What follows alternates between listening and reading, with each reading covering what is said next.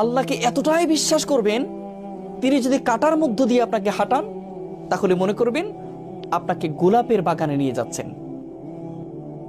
আপনি যদি যে কোনো কষ্টে যদি থাকেন, আপনি যদি ব্যথিত হন, আপনি যদি আঘাতপ্রাপ্ত হন, তাহলে আপনি মনে করবেন আপনার আল্লাহ এই কষ্ট দেওয়ার মানেই হলো আল্লাহ আপনাকে ওয়ালা সাউফা ইউতিকা রাব্বুকা ফাতারদা, এমন কিছু দিতে যাচ্ছেন সেটা পেলে তুমি খুশি হয়ে যাবে।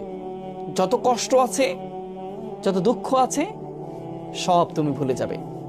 এমন জায়গা আল্লাহ নিতে চাচ্ছেন। সেজন্য আল্লাহর প্রতি আমাদের বিশ্বাস নাই, আমরা বিশ্বাস রাখতে পারি না।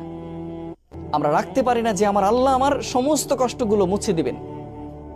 যে আল্লাহ সৃষ্টি করতে পেরেছেন, যে আল্লাহ শ্বাস প্রশ্বাস নিতে দিচ্ছেন, সে আল্লাহকে আমাদের কখনো কষ্টটা দূর করে দিতে পারবেন না?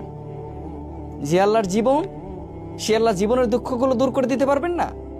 তিনি কুং বলবেন, হও, ফায়াকুং, হয়ে যাবে ইনশাআল্লাহ। শুধু ভরসাটা রাখতে হবে আল্লাহর উপর। যেমন মুসা আলাইহিস সালাম পানিতে আঘাত করেছেন লাঠি দিয়ে, বিশ্বাস ছিল আল্লাহর উপরে। লাঠির কোনো এখানে ক্ষমতা ছিল না, শুধুমাত্র বিশ্বাসটাই ছিল বড়। আল্লাহ তাআলা তাকে 12টি রাস্তা তৈরি করে তাকে বাঁচিয়েছিলেন। তেমন করে আপনাকেও আল্লাহ বাঁচাবেন, শুধুমাত্র ধৈর্য ধরতে হবে।